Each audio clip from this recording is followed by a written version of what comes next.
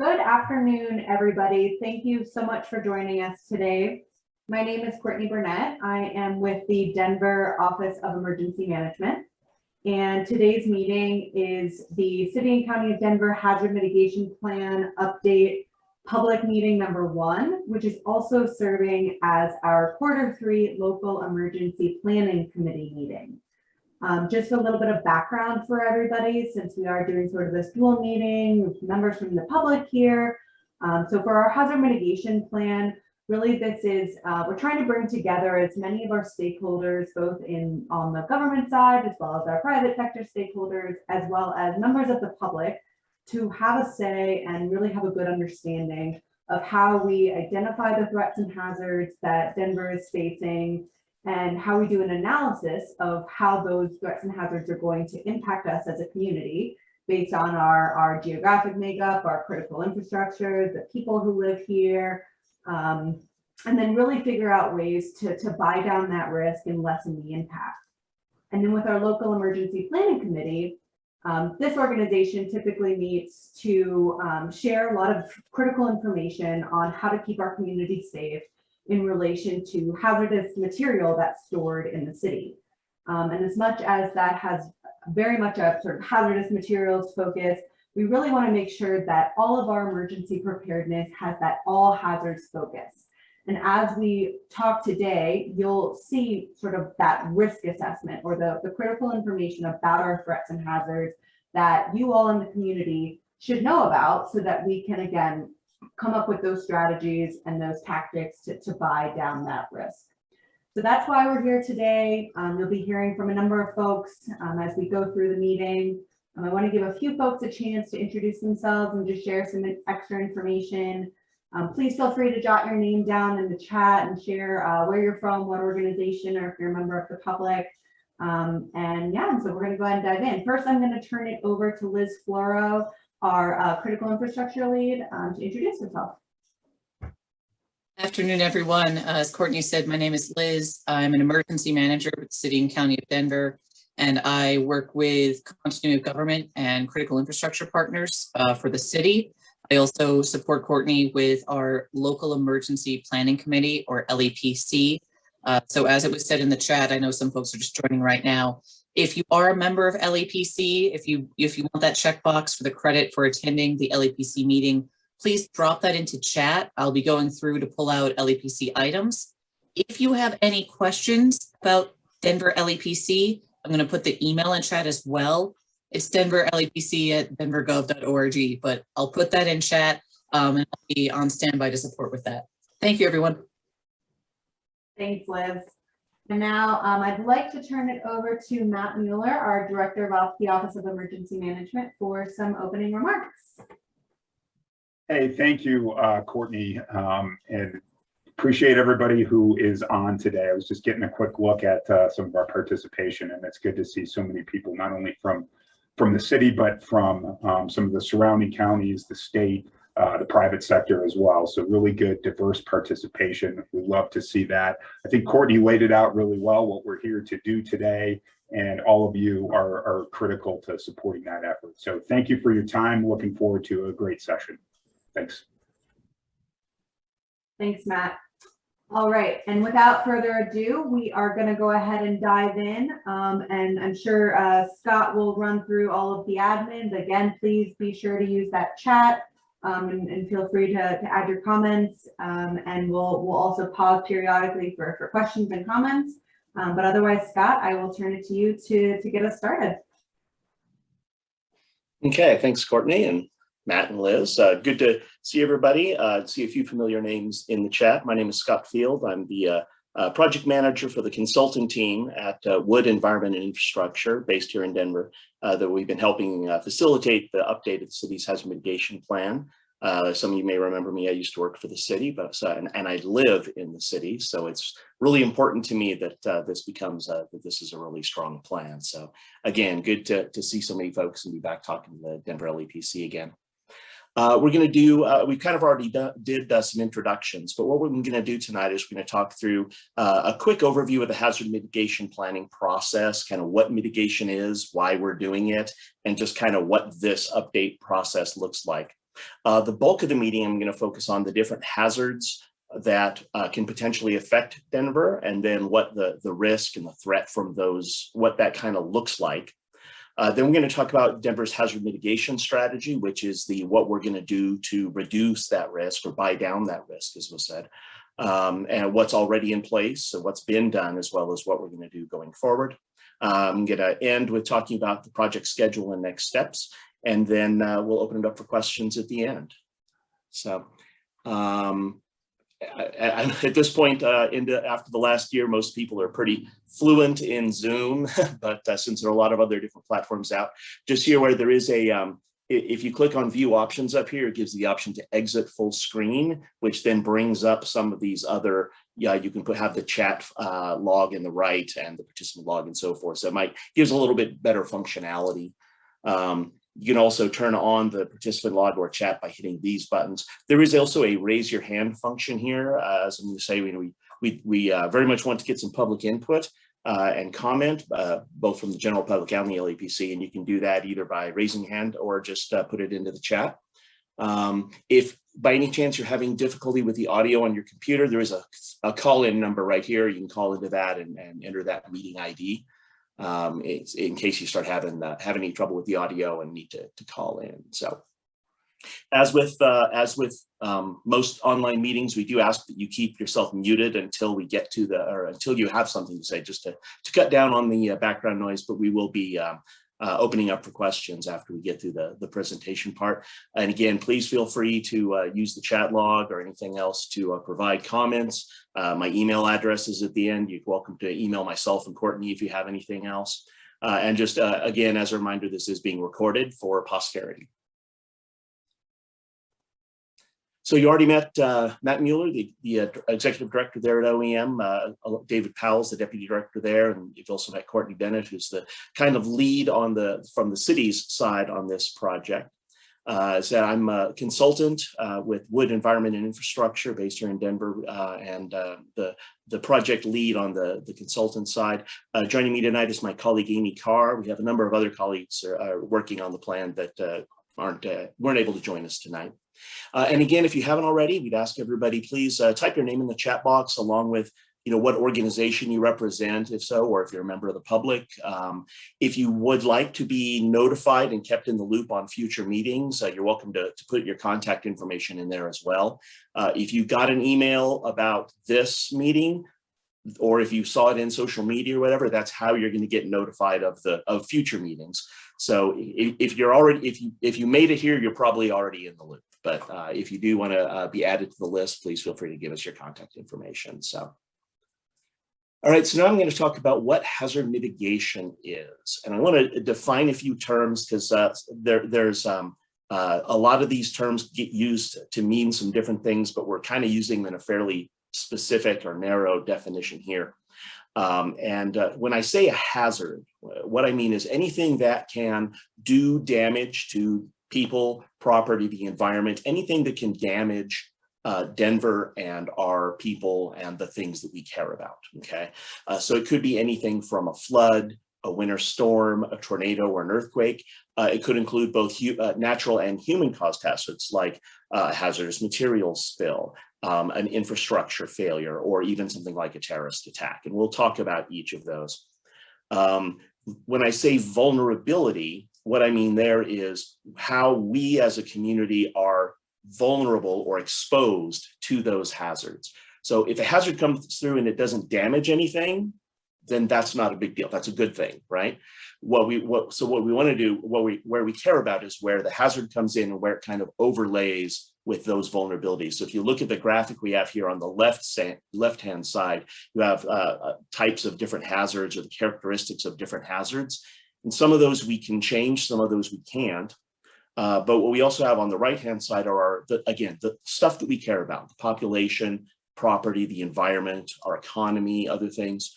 And then where those two overlap is what we call risk. And that's where there's that potential for loss. And think of mitigation as we're just trying to shrink that red overlap as much as we can, get that as small as possible. But we're talking sustained actions that are being done before a disaster that will then lower our risk to disasters. So why are we doing this? Well, if you follow the news at all, you probably have the perception that large disasters are happening more often and with more frequency, and that is the case. That's accurate. This map's from the National Weather Service, and it just shows the number of billion-dollar disasters we had last year. And this, by the way, doesn't even include COVID. They're just looking at like atmospheric and weather-related disasters. So we're not even counting the pandemic on this slide, but we had 22 disasters last year that cost the country over $1 billion each. That's a lot of money, and that is a new record. It's a dubious record, but it is definitely a record. And if you look at the trend in recent times, there's definitely an increase in the number and types of those disasters. So as you can see here again from the Weather Service, this shows the number of billion-dollar disasters as well as the cost of those disasters by type. But the main thing is just you can see over time there's a definite upward trend in the types of disasters. Now I would say the reverse of this slide, and sorry, I do that a lot where I'm pointing at my screen, like you can see what I'm pointing at, so I apologize in advance. But the flip side of this is if we were to chart the number of casualties or injuries or people who were killed or injured in these disasters, that trend has been going down for decades, pretty significantly. So what we have gotten a lot better at in this country is spending money, building better structures to protect lives better. That's a good thing. In my mind, that's a very good trade-off, but it does come with an associated cost. So that's one reason why costs are going up. There's a lot of other reasons too. One is just we have more people. That equates to also more people living in hazardous areas. That translates to more people exposed, not just the people, but more buildings, more infrastructure to support those people. We have more people moving into wildland interface areas that previously there wasn't anybody living. So if there was a wildfire there before, it wasn't as big a deal.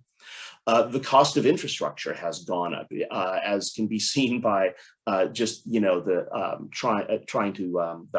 a factor in the home prices in Denver. It's a factor in a great many things. Just infrastructure costs have increased hugely, just significantly over the last several years. We're seeing more frequent severe storms, more frequent and more severe due to changing climate and changing conditions. We are seeing those storms increase as well. So that's also part of the puzzle. And the other thing is we're seeing more and more, we're seeing disasters that are cascading into other disasters. And kind of the classic Colorado example is, you have a drought for years, so everything gets really dried out. That raises the fire risk. So then you have a flood. It raises the fire risk. So then you have a wildfire that burns through, and then it creates a burn scar. And then that ground has been baked and it doesn't absorb water as well. So next time it rains, you have increased flooding. So just a lot of examples like that. And that's not even counting the addition of new hazards like cyber threats and cyber attacks, which weren't even really on the radar a few years ago. So there's just a lot of things, a lot of different trends that are kind of converging to lead to this increased costs. So local governments obviously have both a legal and a moral responsibility to address these changes and try and reduce those lists, or those costs rather. The cost of doing nothing is just too expensive. We can't continue business as usual. It's just too expensive. A lot of these events are fairly predictable and somewhat repetitive. I can't tell you exactly when the next flood will happen, but we've got a pretty good idea about how often they happen and where are the areas that tend to get hit in some cases. So there are things we can do to reduce those losses. I'm going to talk about some of them. These are actions that have been proven to work across the country. They're very cost effective. They're good for the environment in many cases, and there is funding to help available to help with that. One of the reasons for doing this plan, part of the motivation for it is to retain the city's eligibility for FEMA funding. There's a number of different hazard mitigation grants that are available to fund these types of mitigation activities.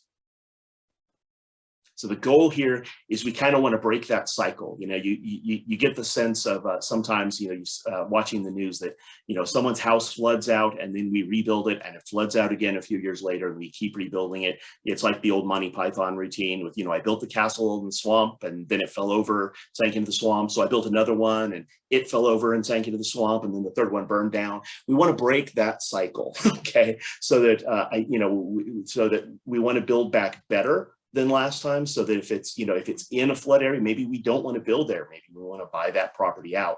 Or if we do build back there, we want to build in a way that is less vulnerable to disasters so that we can get those costs going back down and kind of break this cycle. I mentioned that a lot of these actions are very cost effective. There have been a number of studies that have shown that the return on investment for hazard mitigation is really good. The most recent one, this from the National Institute of Building Sciences in 2019, and they found that on the average, I know there's a lot of numbers here, but on the average, what they found is that every dollar spent, and they just looked at federal grants specifically, but every dollar spent that the federal government has spent on hazard mitigation has saved us $6 in response costs as a nation. That's a pretty good return on investment. If I told you that if you gave me $1 today, I'd give you $6 tomorrow, most people would take that. It's a pretty good investment, and it's pretty consistent across a lot of different hazards and activities. You can see there's some variation here. Things like riverine flood is really a really good return on investment. Things like wildfire reduction, stuff like brush clearing and fuels reduction, a little less so because you tend to have to redo it every few years, but even so, 3 to 1 is pretty good. And if you look at here, things like just adopting or updating building codes as they come out, can have as much of a 10 to 1 or 12 to 1 return on investment. So again, aside from everything else, it just makes financial sense to do this. We're actually spending money to save money. So the legal reason behind driving this is the Disaster Mitigation Act of 2000. I'm not going to go into detail on that, I promise, but it basically says that in order to be eligible for FEMA hazard mitigation funds, you have to have a FEMA approved plan that has to be updated every 5 years. I have a picture here of the current Denver plan, which expires next year, so that's why it's being updated. It was actually the company I work for, Wood Environment Infrastructure, used to be Amick Foster Wheeler. So the company under a previous name did this plan 5 years ago. I wasn't with the company at the time, but the idea of these plans is to guide mitigation activities across the jurisdiction, throughout the community in kind of one coordinated and process, so that we don't have, what Public Works is doing is tied into what the Office of Sustainability is doing, and is tied into what the fire department is doing, and everybody's kind of rowing together, and we're striving towards the same goals and coordinating with each other. And part of that is making sure that mitigation, that this document isn't just a standalone plan that sits on a shelf in a pretty 3-ring binder for 5 years. We want it to be something that is then used to inform other documents and other planning processes throughout the city. We want to look at not only what has happened in the past, but we want to look at what's likely to happen in the future, both in terms of future development or anticipated development, so that we can help guide that development so that we're doing it wisely, we're building smart. And again, the bottom line is to reduce losses and make the community more disaster resilient.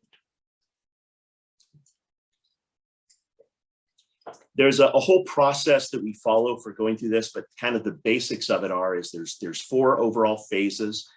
First is organizing resources, which I always call the getting the band back together phase, where we get the planning team that did the plan update 5 years ago and say, okay, who's left and who are their replacements, and bring them in.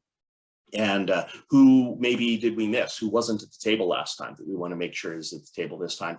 How are we going to involve the public? So it's kind of that whole getting everything together and getting a plan, getting the plan to make the plan together.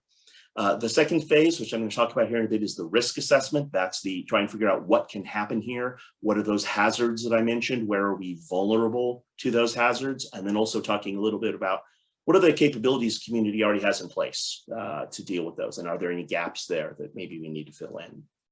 Phase 3 then is developing a mitigation strategy. As I said before, that's the what are we going to do about it part. That's now that we've identified these issues, how are we going to address them? How are we going to reduce our vulnerabilities and reduce that risk?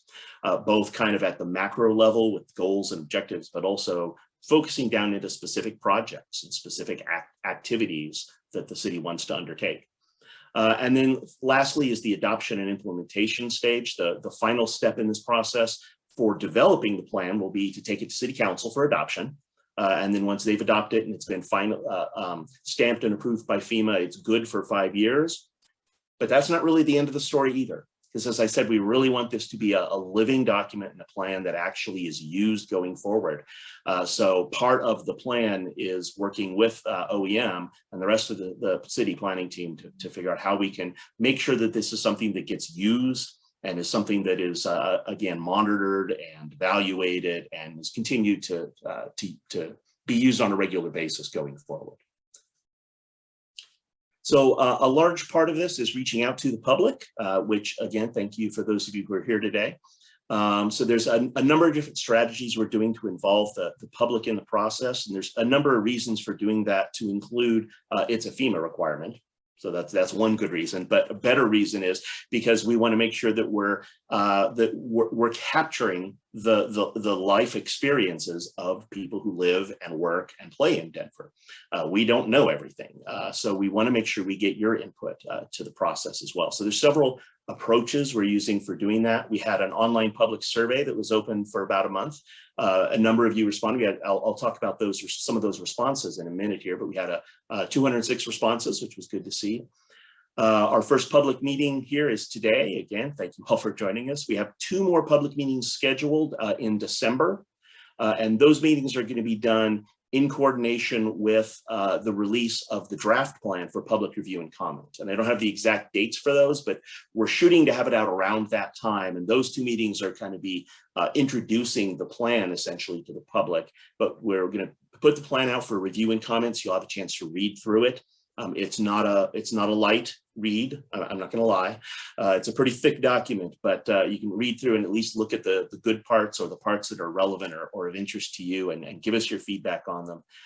So again, however you got notified of this meeting is how we'll be pushing out notification for those additional meetings and the plan review period, but you can stay involved. You know, OEM's social media accounts will be pushing these out. And many of the other departments have also been retweeting or resharing those. And you can also keep updated by going to OEM's website here. So I mentioned the public survey, and since we have the results from that, I just want to go over really quickly what some of the results of that initial public survey were. One of the questions we asked folks is, we listed a whole bunch of different hazards, and we asked, what do you think is the significance or the relative risk from each of these hazards? Which are the ones that you're worried about? So this is, and I know it's a little bit hard to read, but basically what we've done here is the ones that were ranked. So red is the percentage of respondents who ranked it as high hazard.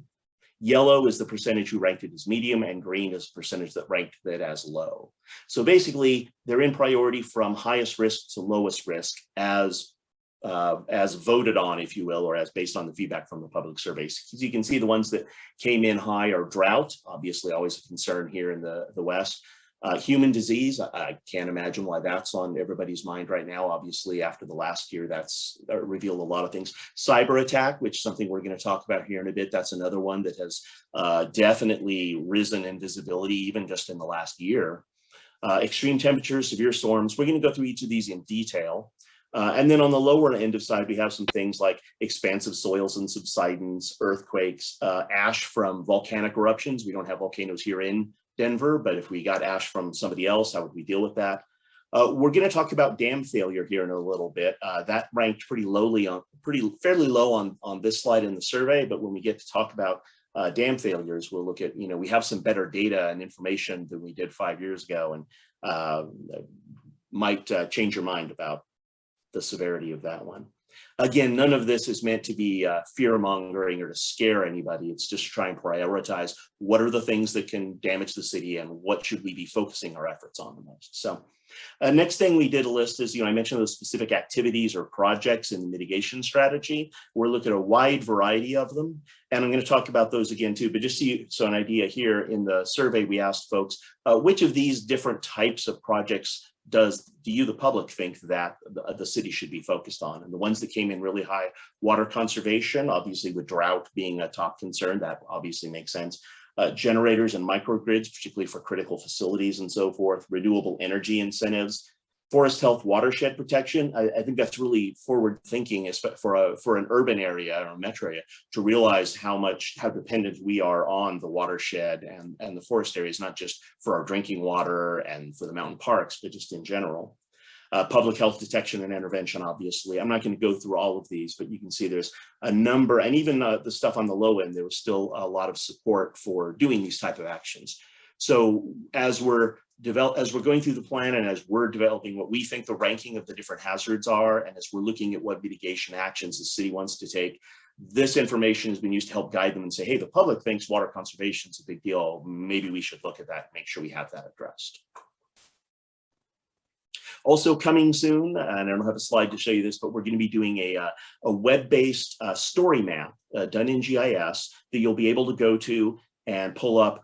You'll be able to enter your address, and it'll say not only what hazards are you exposed to, but have information. Basically, we're going to take this mitigation plan and put it in a graphic format online that's easy to follow, and you'll be able to go through that and not just for this planning process, but going forward, this will be available and updated of what the hazards you're potentially at risk from and what's being done about them and what can be done about them, both for you as what you as an individual homeowner or resident can do, as well as what the city and your state and federal government are doing. Okay, I know I went through that a little quickly, but it's because I want to get to the meat of the presentation here, which is talking about hazards and risk. So when the first step we go through is we identified what are the hazards that can affect Denver. We're basically asking what can happen, what can go wrong. And we're looking at the hazards that can impact Denver. And then we're also trying to quantify what that means. So we're looking at how often or how frequently, what's happened here in the past. Where does it happen? Is it something like, when a winter storm comes in, it tends to impact the whole city, as opposed to flooding, which in some cases can be, identified in specific areas. How severe is it? How bad does the hazard usually be, and how severe might it be in the future? The second to last bullet is really critical, which is how might conditions be different in the future? As I mentioned earlier, we know that conditions are changing. The effects and the behavior of these hazards is changing. So we're looking at the best available science to talk about, or to make sure we're taking that into account as well. We know that the future is not necessarily going to look like it has in the past. We want to make sure we're capturing that. And then again, going back to this overlay, then we're looking at the vulnerabilities, which is how are we vulnerable? So for example, in areas that are at increased risk of hazard, how many people live there? How many people live in floodplains or in wildland urban interface areas? What are the properties and structures in that area, both residential and commercial? What are the critical facilities and our infrastructure items that are at risk, and how can we protect them? We try and put dollar values on that where and when we can as well. And in addition to that, we're also going to look at things like historic, cultural, and natural resources.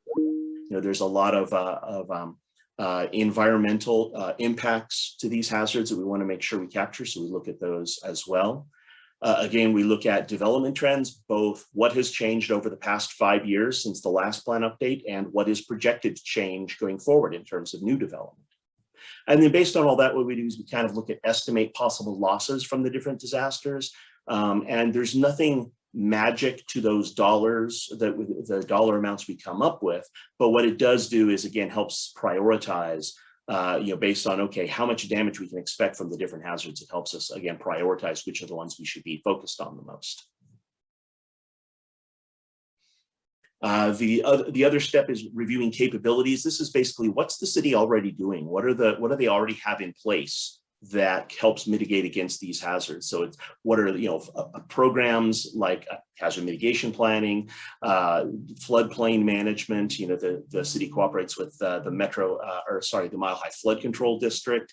They're a terrific resource. We have flood ordinances in place, not specific to flood, but as an example, what are the different technical and fiscal abilities? What are the staffing capabilities that the city has, or where are they? Do they need additional technical assistance to manage projects? What are the different fiscal tools that the city has available, both internally and then grant fund? What types of grant funding is available? What's been used in the past? How can we leverage the city's funds to get the most return on, our investment? So we're looking at what's been done in the past and identify any areas that might be able to enhance or improve capabilities there. Another big part of the plan is, as I mentioned, we're looking at people that are potentially at risk, but we know not everyone is equally at risk and not everyone is equally affected by disasters. There are some groups and populations that tend to be disproportionately impacted by both natural and human caused hazards, whether it's due to lack of resources and poverty, or they don't have a car so they can't evacuate, or language proficiency. So we need to make sure that we're getting messaging out in multiple languages. There's a wide variety of different things here. So we're looking at that social vulnerability and make sure that we're being fair and equitable and in our planning, and we're not leaving anyone behind. This data is actually from the U.S. Centers for Disease Control and Prevention, the CDC, but it's all based on Census Bureau data. It's not based on 2020 census data. It's based on, I believe, 2018 estimated date. Yeah, 2018. But you can see they kind of look at 4 different categories. If you're interested in this, it's all on the CDC's website, but they look for socioeconomic status. They look at different, poverty and unemployment rates, per capita income, education, and so forth. Household composition. They look at, number of people in, per living unit. They look at the number of high rises or high occupancy buildings that may be more difficult to evacuate. They look at race and ethnicity and language challenges. And then again, housing type, both housing stock and availability of or group housing versus things like mobile homes, crowding. So there's a number of different of factors that go into what may make one community more vulnerable to hazards than the other. We want to identify those as much as possible, overlay them against the hazard areas, and then based on that, develop strategies for, again, what can we do to help the more vulnerable populations and reduce the barriers that keep them from being safe. I mentioned looking at, we look at past occurrences of hazards, and one of the things we do is look at past federal disaster declarations that the county, the city and county has gotten. So Denver has had 11 presidential disaster declarations going back to 1953. You can see most of them are flood, snow, 1 fire and tornado. The 2 biological, those are both for COVID. Last year there was an emergency declaration followed by a disaster declaration. And everyone always wants to know, how on earth did we get a coastal storm declaration in Colorado? That's actually from Hurricane Katrina, because Colorado assisted with refugees or folks evacuated from the Gulf Coast who came up here, many of whom still live in Denver. So we were included in the disaster declaration because even though we weren't directly impacted by the hurricane, we helped out and we were impacted by helping these refugees, and that's a hazard we're going to come back to here in a few slides. So now I'm going to get into the different hazards that are going to be covered in the plan. As I mentioned, we're looking at both natural and human-caused hazards, or also sometimes called threats or technological hazards. There's a bunch of different names for them, but you can see it's a pretty wide range of things that can potentially go wrong here. And I won't read this to you because I got a slide for each, slide or two for each one of these. I'm going to go through these relatively quickly. If you have any questions, again, please ask them. But also when you get the draft plan, if there's any of these hazards you're particularly interested on, think of this as trying to whet your appetite so that when the plan comes out, oh, I want to go read the flood chapter, I want to know more about it. So flooding is obviously an issue here in Denver that happens relatively frequently. This map here shows the mapped floodplains per FEMA. The dark blue is the 1% annual chance, or what used to be called the 100-year floodplain. It happens on average every 100 years, but the more accurate way to say it is that every year there's about a 1% chance that that area will flood. Another way to think of it is if you own property in one of the, if you own a house in that dark blue area, if you own your home, if you have a 30-year mortgage on your home, then during that 30 years, you have about a 30% chance of getting flooded during that 30-year period. The lighter blue area is the 0.2% chance floodplain, or also sometimes called the 500-year floodplain. And then this green area is the area that's protected by the levee up here. This shows, as I said before, there are some hazards that you can look at for specific areas, but it's important to remember, I'm sure anyone who's lived in Denver more than a couple of years know, you can have plenty of flooding. Flooding in Denver is not just limited to this area. There's riverine flooding, but then there's also what's called urban flooding or stormwater flooding, where you just get 8 inches of rain and Alameda turns into a river. That's just how it is. So we look at that as well. So even though we have these areas that are maybe at elevated risk, we recognize they're not the only areas of risk. So we're looking at that sort of thing as well. Just some statistics here. We've had 259 different flash flood warnings issued statewide in 2021. That's a new record, again, so you can see the numbers and frequency of these types of disasters going up. For Denver specifically, we've had 29 flash flood warnings and 128 flood warnings or advisories just since 2005. So just in 15 years, you can see it's a pretty common thing. We get several of these a year here in Denver. NCI is the National Center for Environmental Information. It's a NOAA, National Weather Service group that has a severe storms database. They track the impacts of severe weather events across the country. And they listed 25 events in Denver, 25 flooding events, flood and flash flood, in Denver going from 1996 through June of this year so far. So again, that's that's an average of about 1 a year.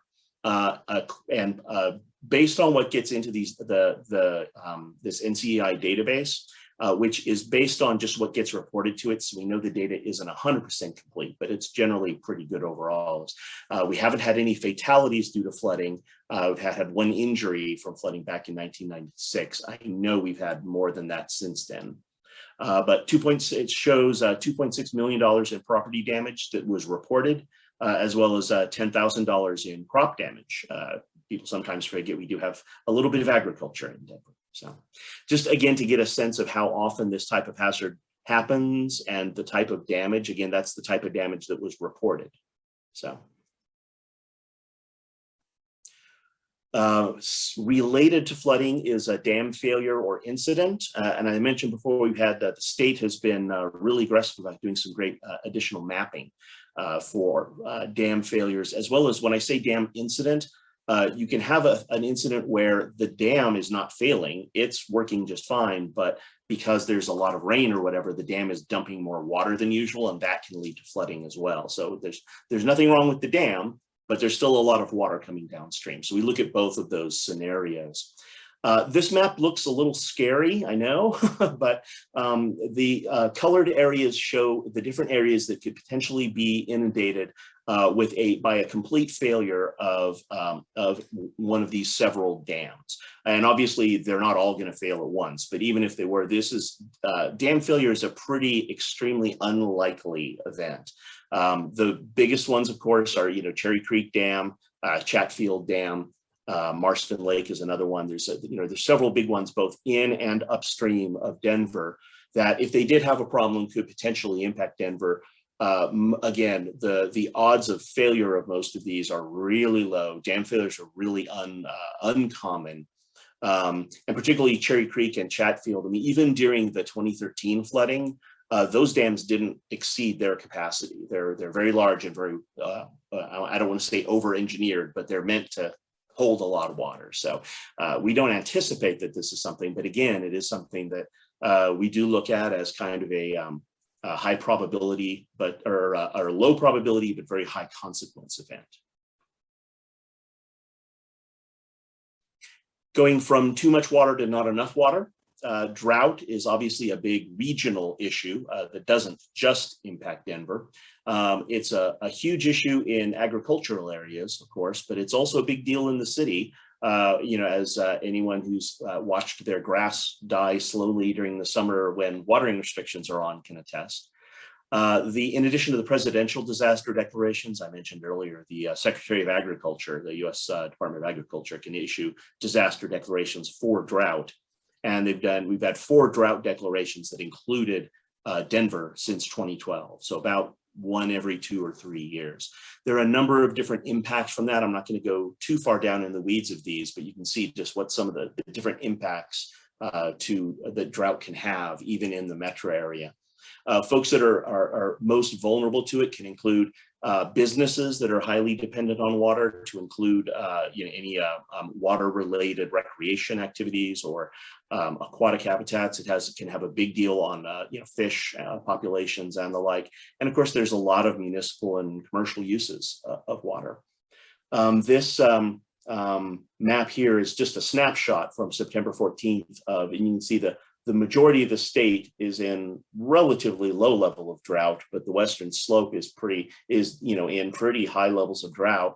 And it's a good reminder, as I said, drought is a regional hazard, because even if we're not in drought, a lot of our water supply comes from the western slope. So if they're in drought, it really does impact us. And then this one here, again, this comes from the US Drought Monitor, but it shows for each week going back to 2000 when Denver has been in each of these different categories of drought. So the darker colors are more severe, but you can see it's a fairly common occurrence, not necessarily every year, but every few years we have at least moderate drought in Denver. So it is a pretty significant thing. Related to drought is extreme heat. Whereas drought is looking specifically at the lack of water. Here we're looking at specifically the high temperatures. Obviously there's a relationship between those, but it's normally defined as days that are over 90 degrees or more than 10 degrees above what is the normal average for that year. And we average in Denver 40 days per year above 90 degrees. I feel like we had like 30 of them just last week. So this summer has definitely been a scorcher. In addition to all the normal impacts that you would think about that we normally experience, there are huge impacts for the young and the elderly, particularly for anyone who's health compromised, people who are working outdoors and can't stay inside with the air conditioning. People who don't have air conditioning, okay, is also a big issue. And it also adds additional stress on the power grids. And we've seen that in other parts of the country where the heat has gotten so bad that they've had to they don't like calling them rolling blackouts or brownouts, but they've had power interruptions or reductions in some area just to kind of keep the grid from going down. And of course, we do have an impact here in Denver, what's called the urban heat island effect, which is basically all the asphalt and all the black roofs and everything actually increases, plus all the air conditioners that are cranking, pushing hot air outside of your house, actually raises the temperature around in urban areas to about 5 degrees higher than it normally would. So definitely extreme heat is something we're paying attention to. The reverse of that, of course, is extreme cold during the wintertime. It obviously gets pretty cold in Denver, and we're used to handling cold temperatures for a while, particularly if they don't last more than a couple of days. But again, we're defining it here as 20 degrees below normal, whatever the normal low is. So normally Denver has 153 days a year where the temperature falls below freezing, and 6 days each year where it gets below zero. Again, for most of us, that's kind of an annoyance, and we stay inside by the fireplace, we look out. But for those, again, who are both the children and the elderly can be more exposed to that. People who either, again, work outside or are the unhoused population are obviously extremely exposed to that. People who are health compromised, again, people with limited financial resources to pay for heat or may have inferior quality housing. Has additional impacts as well.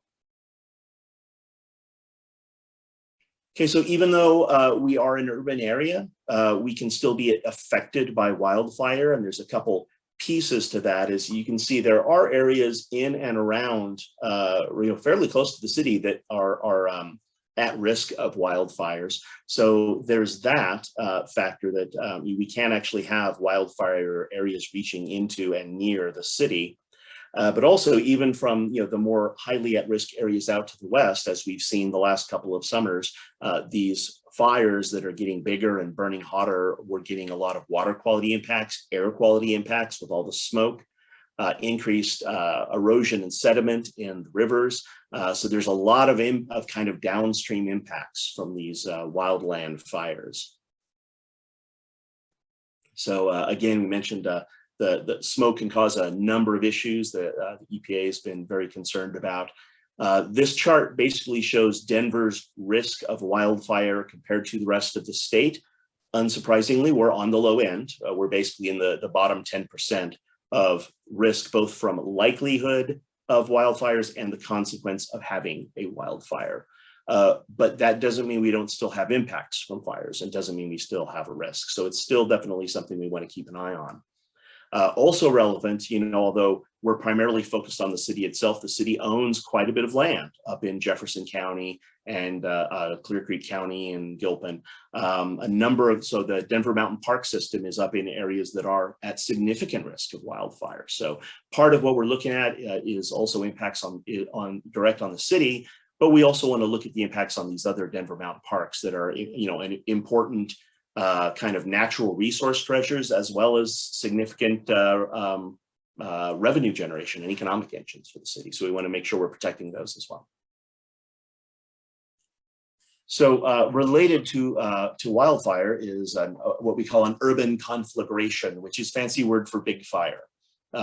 We haven't had a major fire like this in Denver in recent memory, or in modern memory, really, but we see examples of them occasionally, both in the U.S., like the Philadelphia fire in 1991. We all, I think, watched the Grenfell Tower fire a couple of years ago in London. They do happen, and when they do, they are massive and they are hard to control. So there is something we're working with Denver Fire with to assess what the risk from that is and where the risks are and what can be done to help lower the risk, both from general house fires and general urban fires, but from these large fires that can get out of control. Okay, moving away from more kind of atmospheric hazards and moving more into like geographical related or ground related hazards. A lot of people don't think of Denver as being prone to earthquakes, and we're not very prone. We don't have them very often, and most of the ones we have are pretty small. But there are a number of active faults in Colorado, including more than a dozen, that could have the potential to impact Denver. We have had 5 significant earthquakes in the historical record. Going back about 150 years, we've had 5 quakes of magnitude 5 or more. A number of those were in the 60s out at Rocky Mountain Arsenal, for those of you who remember that story. The biggest quake in Colorado's history was up near Estes Park in the 1880s. But even though it was way up in the center of it was up in Estes, but it was felt in Denver. So there is always a chance of having a major quake here in Denver, and because we're not California, we don't, we have modern building codes that require structural reinforcement and so forth, but we also have a lot of single reinforced masonry brick buildings that aren't necessarily built to be earthquake resistant. So the consequences of a major quake hitting Denver, again, this is another one of those low probability but potentially very high consequence events. So these are 2 different computer models that were run for earthquake in Denver. The one on the left is what's called the 500-year scenario. This is kind of the most probable. If we were to have a really major quake in Denver, this is about what it would look like. And you can see we're looking at a couple $100 million in total losses.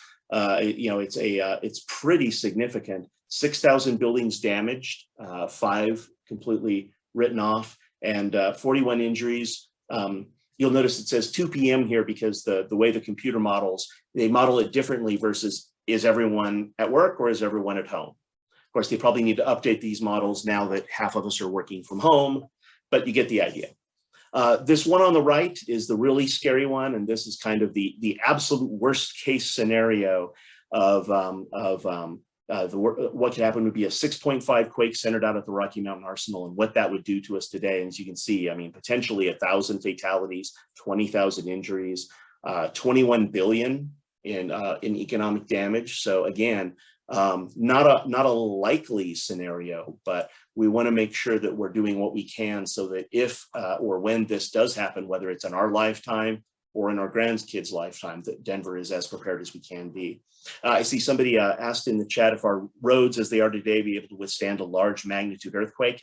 I mean, and the answer to that is yes and no. Obviously, a lot of this economic loss is going to be from economic or from infrastructure damage, to include not just roads, but bridges, pipelines, gas lines, sewer lines, all of that sort of infrastructure is potentially at risk from any kind of ground movement. That's where the bulk of this economic damage would be. So yeah, that's a great question, particularly things like a lot of our bridges that are a little older anyway are definitely vulnerable. So I mean, that is definitely something we're looking at here. So good question. Sorry, I have the chat up, but so I'm trying to look at questions as they come in. But if I didn't catch your question, I apologize. I'm just trying to multitask here. A more moderate or a little more low risk hazard is expansive soils, which is basically swelling soils. You know, if you have a windowsill that is slightly off center, you've experienced expansive soils. I mean, that's just a normal thing. It's not more common here in Denver than other places. This is a map from the state's hazard mitigation plan, and you can see there are some areas that are at higher risk here, kind of in the southeast part of the city. But really pretty much all soils throughout the metro area are subject to shrinking and swelling as they get wet and dry out. Again, it really is just kind of a normal part of life. But over time, it can have pretty significant economic costs associated with that. So something that we look at there is particularly for critical infrastructure and city-owned buildings and properties is how can we protect them against that. Even though it's not exactly a quick onset hazard, it's not something you think of when you think of when you think of a disaster, but it can still be a pretty expensive hazard in the long run. Related to expansive soils is subsidence, which is almost the opposite. It's basically, you think sinkholes, okay, when a sinkhole opens up and does damage. And we've seen a few of those, particularly there was the one on I-25 a few years ago from a water main break. There was the one on US 36 in Boulder just a couple years ago. It wasn't in Denver, obviously, but those sorts of things. It's not just on highways, but that tends to be more frequent ones. There are a number of mapped subsidence areas here. Again, this is a statewide map. It doesn't show any identified areas in Denver. It doesn't mean there aren't any. It doesn't mean we don't have incidences. There's not a ton of data available on these, so it's not as easy as with flooding to look back and say how often it happens, because they don't always get reported. A lot of it is paid for through insurance.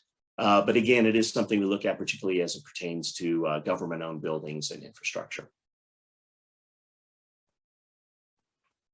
Okay, moving back into the weather realm.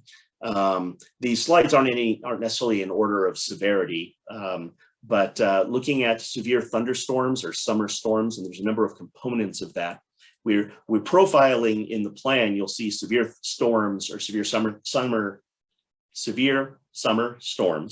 are all profiled together into one chapter. But for that, I want to break. There's a few different components of that. So the first one is hail, which is one of, if not the most expensive hazard that we have here in Colorado in terms of just the amount of damage done. Now, most hail damage winds up being paid for by insurance claims, so it's not necessarily expensive to the government, but it still can do a tremendous amount of damage. And there have been the top 10 most expensive hailstorms in the state's history have all been focused on Denver. And that's partly just because we have the most stuff to damage. But if anyone remembers the 2017 hailstorm, that was did $2.3 billion in insured damages and was the second costliest hailstorm in the country's history. I know I got a new roof out of that hailstorm too. I know a lot of people got new new windshields or new cars out of it as well. So you can see 139 records going back to 1955. Not all of those did damage, but we have had 20 injuries on record. And that was just from one event back in 1985. When people get caught, we have a population that we don't spend all our time on the couch. We have a very outdoorsy population, where if we're not up in the mountains, we're out in the parks, we're walking around, we're doing something. And when hailstorms catch people in the open and unprotected, they can cause pretty severe injuries. So you can see most of the hailstorms we get are an inch or two, but a 4.5-inch hailstorm is the largest recorded in Denver. So pretty significant.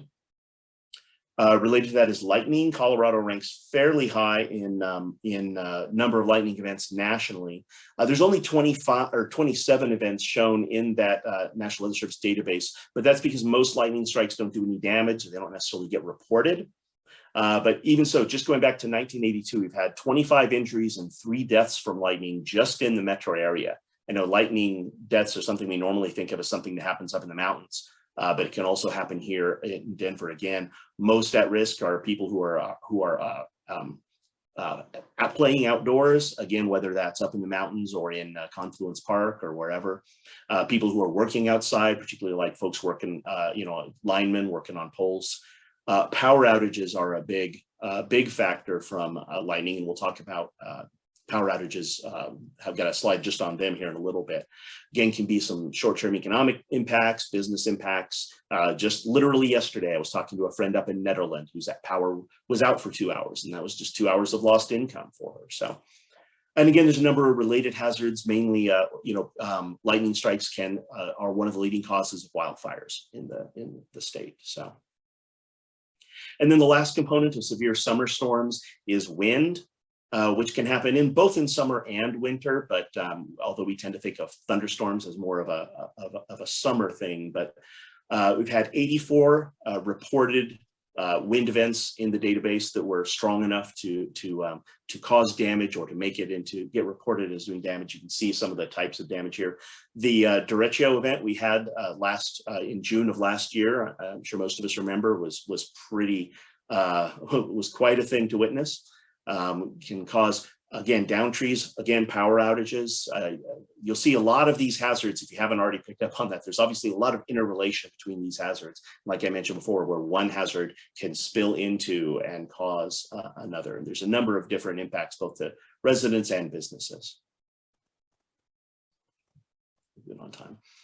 And then related to thunderstorms, although we're profiling separately because it's different enough to kind of look at it on its own, as tornadoes.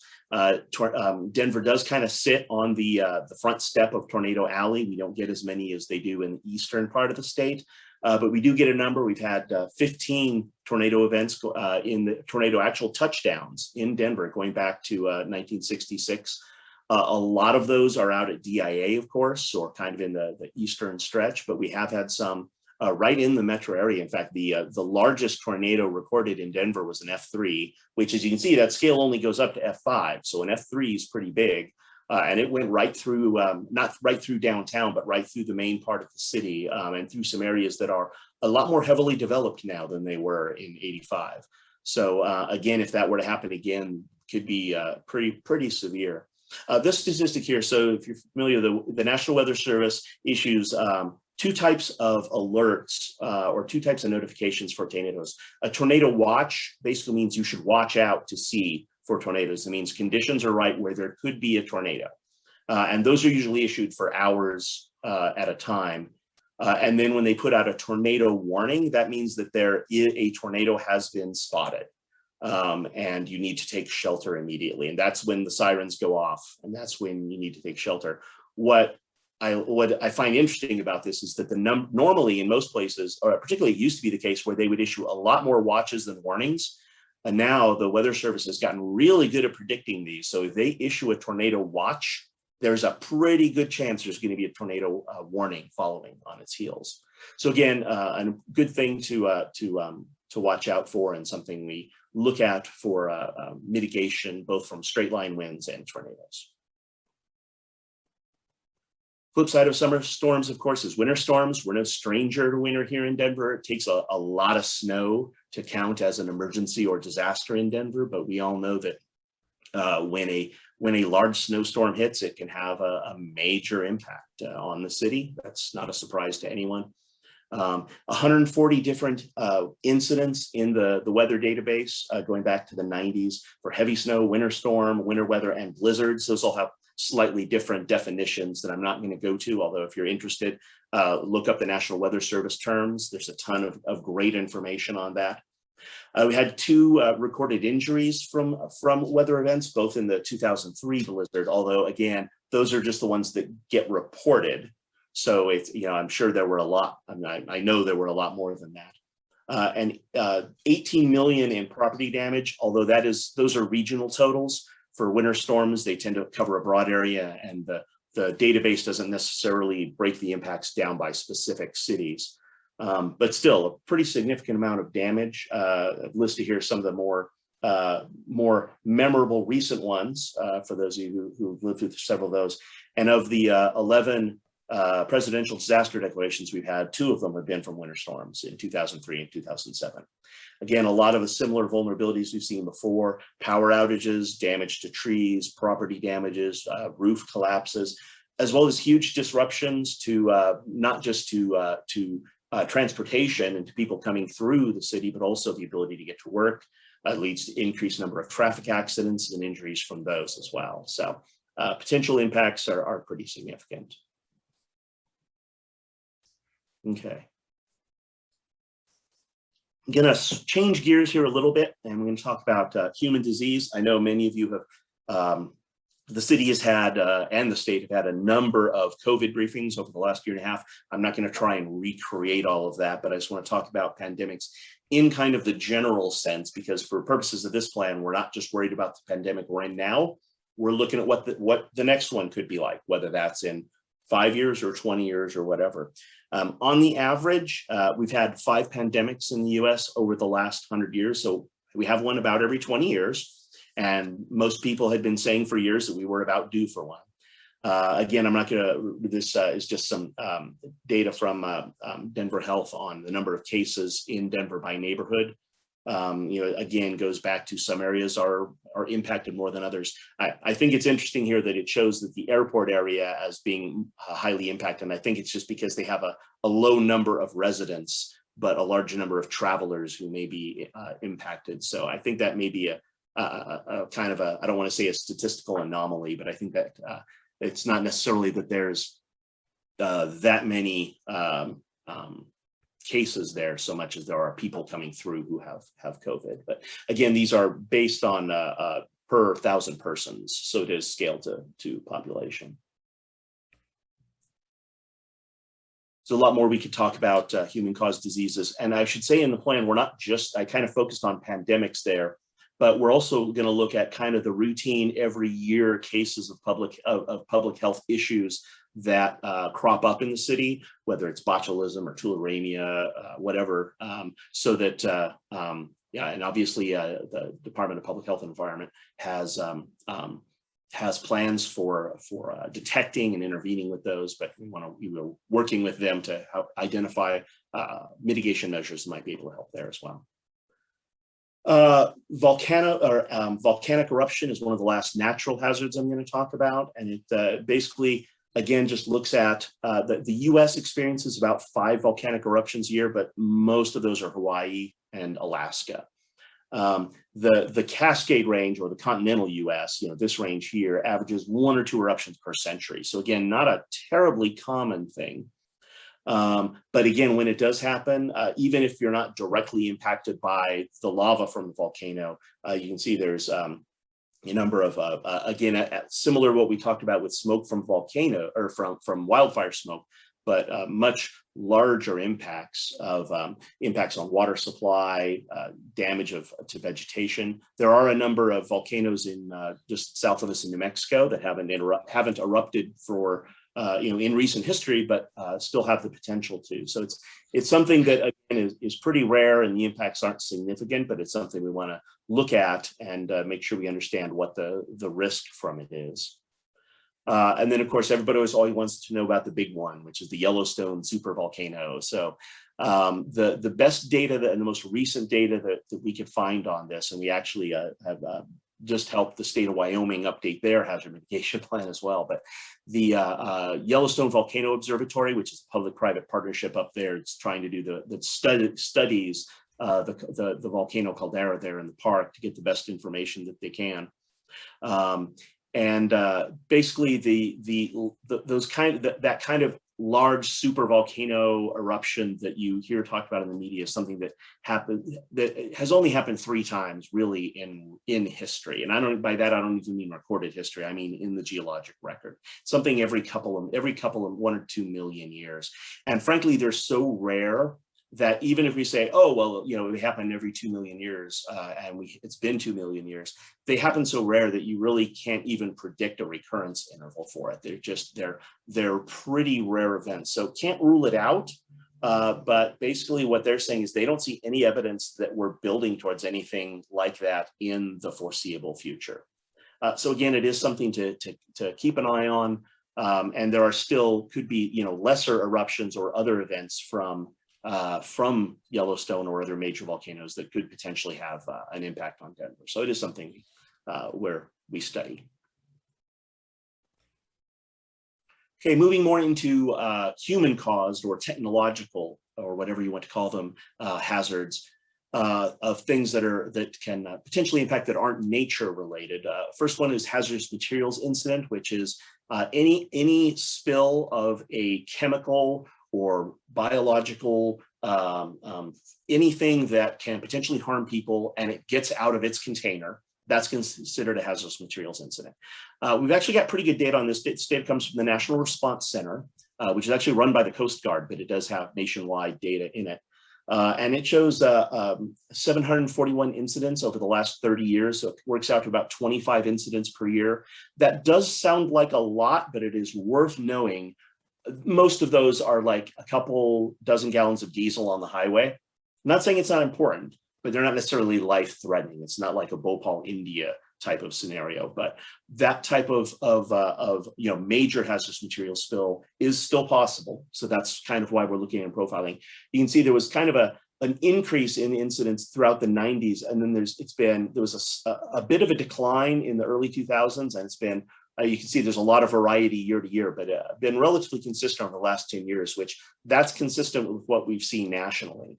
Most of the incidents in Denver are actually fixed facilities, even though we have a number of interstates that come through. Most of the incidents we have are at fixed sites or storage tanks and so forth, which is again good because we know where they are.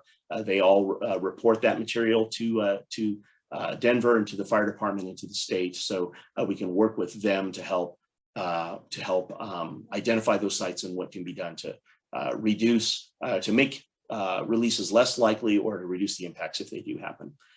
From this database, it shows that of these 741 incidents, there were 7 incidents that actually involved fatalities, and there were 34 incidents that caused injuries. You can see the numbers here.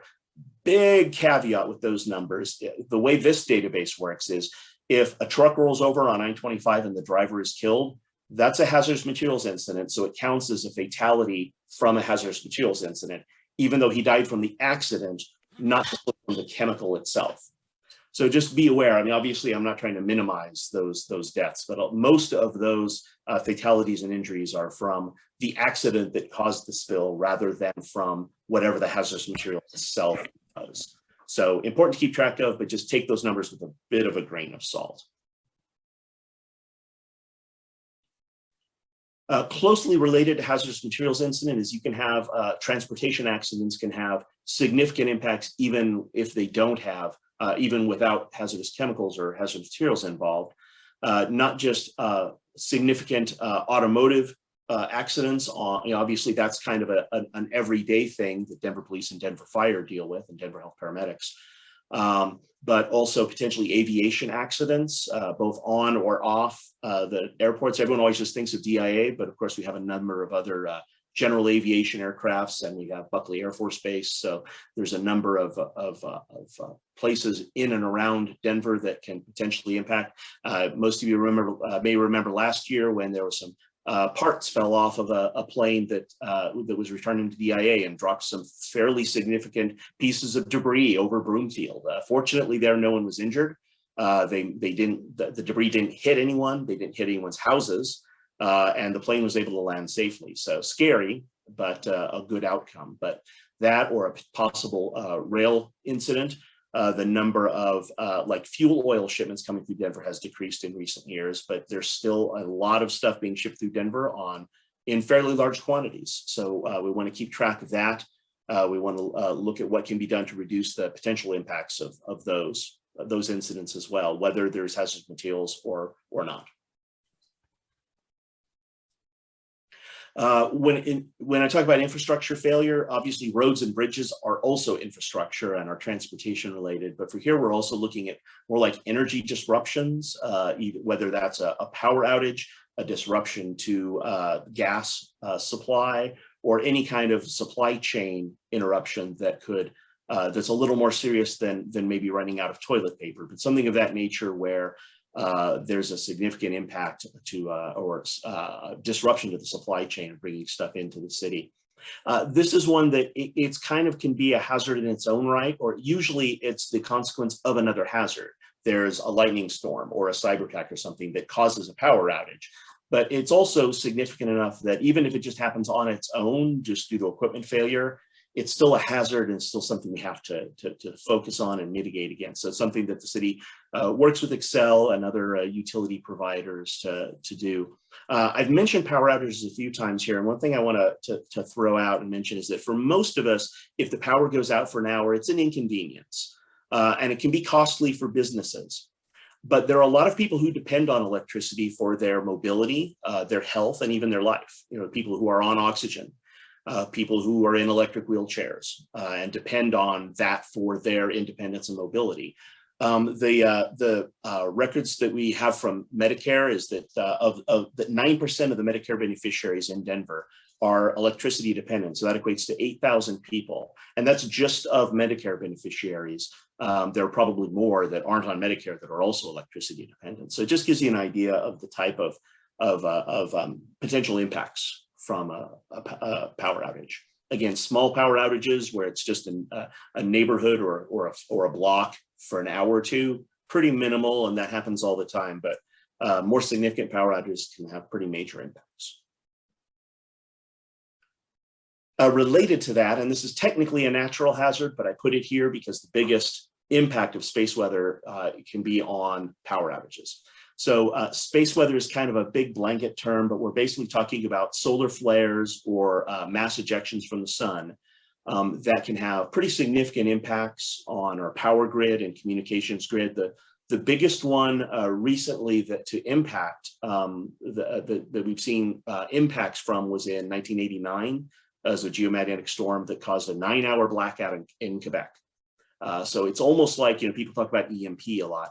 This is basically a natural phenomenon that's doing a similar thing. This is something the National Weather Service tracks and issues warnings when they think one is coming. So it is something that we potentially have some warning for and can prepare for, but there are things we want to look at to kind of prepare for it again and kind of mitigate the impacts if it could happen. This is some interesting information I came across. So in 2012, we had the most powerful solar storm that we'd seen in 150 years, and it missed Earth by just 9 days, which sounds like a lot, but you know, in astronomical terms, that's, you know, missed by that much. And if that had happened 9 days earlier, it would have hit Earth, and it could have caused power outages for as many as 20 and 40 million Americans, depending on, you know, which part of if we were the part facing the sun when it hit, could have caused billions or even trillions of dollars in damage. So these are pretty significant. There are a number of, the last storm of this magnitude 150 years ago, I can't remember the name of it, but it was measured, and people, so we know that can happen, we know it can hear, but you know, it knocked out a bunch of telegraph lines, and that was it, because it was 18 whatever.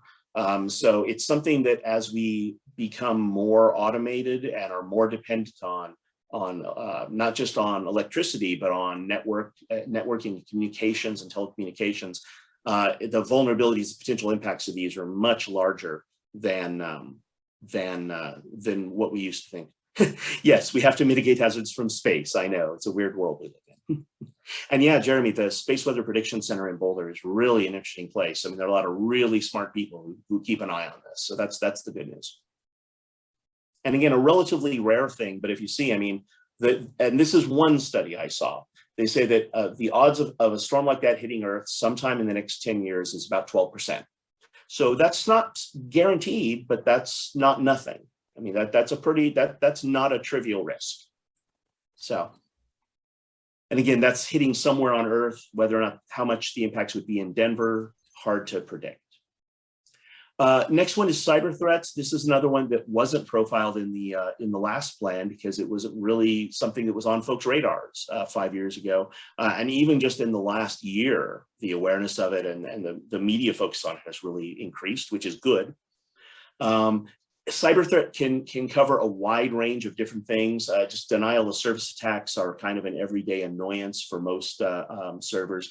Malware and ransomware attacks are the main ones that I want to focus on here, which you've probably seen a lot in the news. And their ransomware attacks are targeting state and city and local governments more and more frequently. So that's a huge thing where potentially, basically, someone encrypts all of the city's data and requires we send them, $1 million Bitcoin to release that data. And studies have shown that even if you do pay the ransom, about 1 in 3 people who pay the ransom don't get their data back anyway. So I know Denver IT, Information Technology Services, takes a lot of precautions to do this, but again, it's something we want to look at and capture in the plan, particularly because it can tie into a lot of these other hazards we've talked about. And there are things, there are steps that can be done to mitigate and protect against it. I'm not going to spend a lot of time talking on terrorism and active shooter, mostly because I swore that I would leave time for questions. But the number of terrorist attacks over the last several decades in the U.S., this terrorist attacks in the U.S. had actually been decreasing pretty steadily since the 70s, and through most of the aughts was like at historic lows. We have seen a slight increase over the last decade, and 19 and 20 crept up here again. Still back into like the 1980s levels. Most of this increase actually from domestic terrorism rather than international terrorism. And you can see where some of the different targets or the most frequent targets of these attacks are. But related to terrorism, but whereas terrorism being more politically motivated, what we're seeing more and more, and you can see the sharp increase over the last 20 years in active shooter threats, or sometimes called active threats, mass shootings. There's a number of different names, and everybody's got a different name for it, and a different methodology for how they count them. This is from FBI data that I use. It's the 20-year review, and then it was updated with 2020 data. But you can see based on the incidents that met their definition, has the fact that there are more and more of these is a fact. It's not just it's not just that we're covering them more often. I mean, the number of these incidents has gone up huge. 333 incidents over 20 years is a lot. You can see the number of shooters are involved, how many casualties. I'm not going to spend a lot of time on this. It's pretty fascinating, but depressing reading. If you want to pull that report up or any other, there's a lot that's been written on it. I'm not going to spend a lot of time on it. And obviously Denver Police has a number of, has a lot of detailed plans for counterterrorism and active shooter response and prevention. So we're not trying to duplicate any of that, especially in a publicly available document. But we do want to look at what are the things that can be done, again, to help reduce potential impacts from those. As we've seen in the last couple of years, social unrest can also be a major impact, and we're obviously not talking about, or we're not, constitutionally protected free speech is not a hazard, to be clear. But at the same time, large amounts of social unrest can have a big impact on both government and business and our lives. And so it is something that we want to be aware of.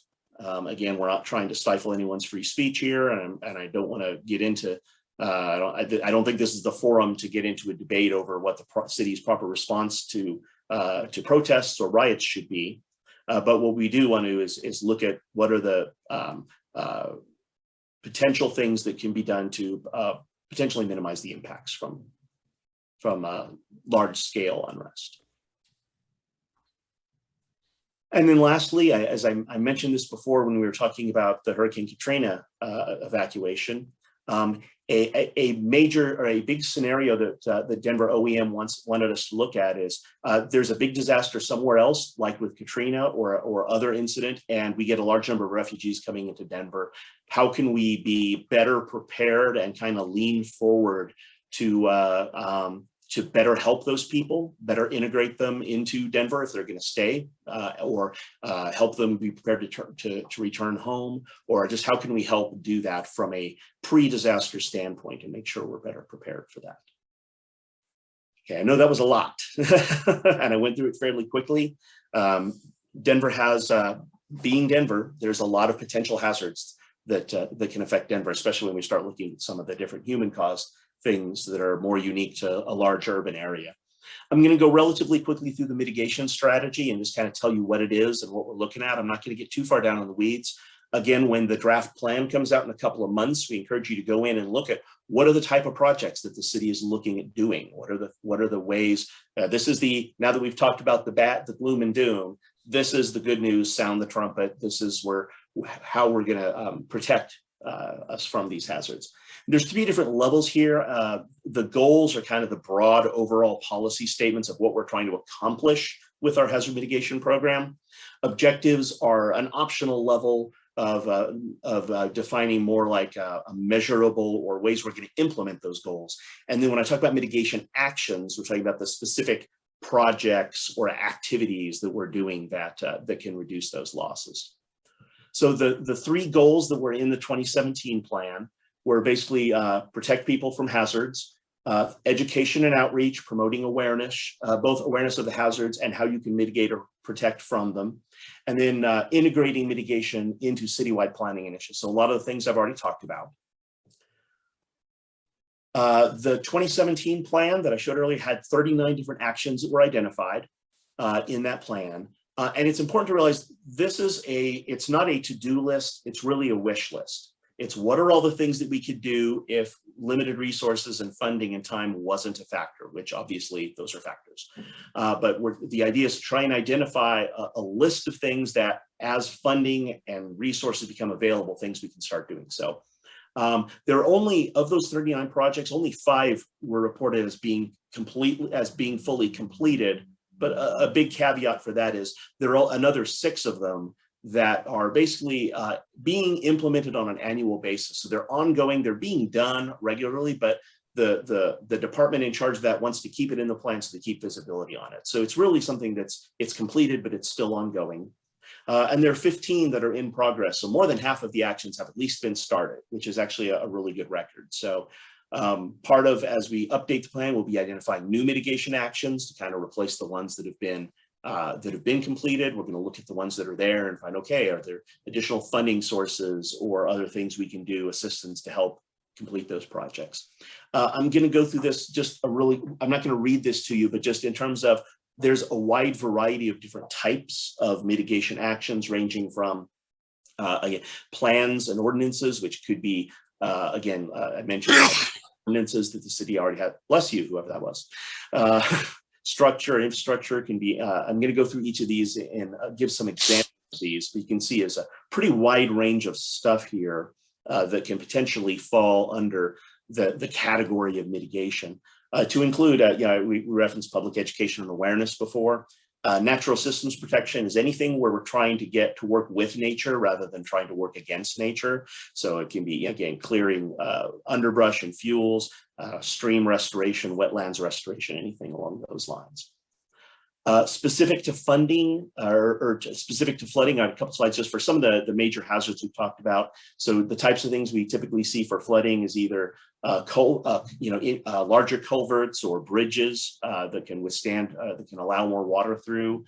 Detention ponds. There's, Denver already has a number of detention ponds. Most of them look like parks and are meant to, but they're meant to retain floodwaters when it rains really heavy. Floodproofing for structures can be anything as much or anything from reinforcing the structure to keep floodwaters out, or elevating that structure. We see that a lot, particularly like in the Midwest and back east, where they jack the house up so that it's above the flood level, or even buying out that property, moving the home somewhere else and turning that into green space or something where flooding is going to be less of an impact. Obviously, we can't prevent winter storms. We can't really reduce the severity of winter storms, but there are things we can do to make sure that we reduce the impacts from them or manage them. Denver already has pretty strong building codes for any modern buildings have to be built strong enough to withstand certain snow loads. We can look at, we work with Excel and other folks to bury power lines or reinforce them so they're less likely to come down.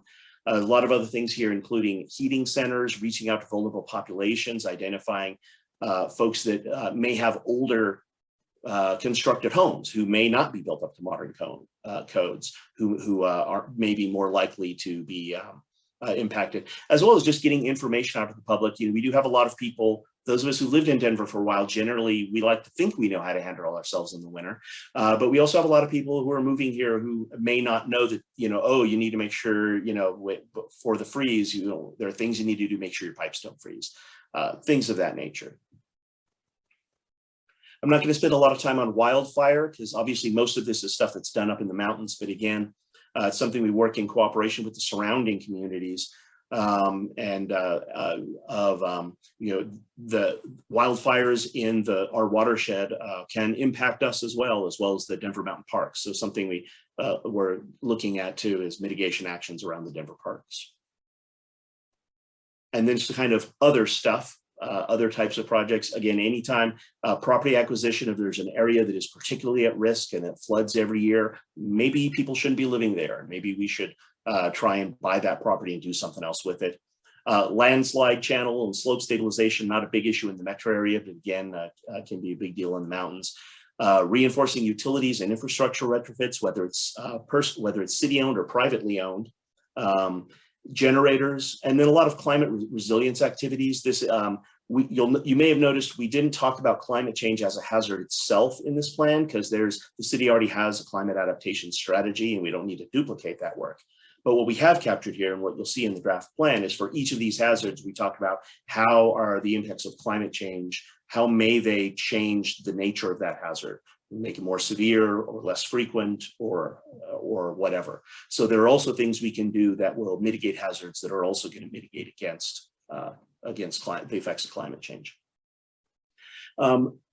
In terms, we look to prioritize these hazards. Again, I'm not going to read all these to you, but there's a number of different elements we look at as we compare these different actions to figure out which are the ones we're going to focus on right now and which are the ones that maybe we're going to put on the back burner that are a little lower priority. So there's a number of different things that play into that. And again, you'll be able to look at all that when the plan comes out. All right, I've talked for way longer than I meant to. In terms of our schedule going forward, as I say, we have 2 more public meetings scheduled, both in December. We're going to be working with the planning team over the months between that and putting the draft plan together. But the next real push for public outreach we're going to have is in December with those 2 public meetings. Hopefully, we want at least one of those to be in person if COVID lets us do that. And then we'll have that draft plan for review. Once we've had incorporated public review and comment into the draft, it goes off to the state for review. Hopefully right after the New Year's, we hope to get it to them, get FEMA then, we'll review and approve it, and then City Council will adopt it and it'll be approved for another 5 years. And as I said, then we kind of go into how we implement and maintain it going forward. Okay, I know we only have a few minutes left, and Courtney, I apologize for talking longer than I meant, but would like to open it up for questions if you have any. If you want to put questions in the chat, we'll look at them. I know, Courtney, you've been monitoring the chat, so you may, if there are any questions that you want to read, or if anyone wants to raise their hand and ask a question, we've, like I say, still got a few minutes to take a couple of questions.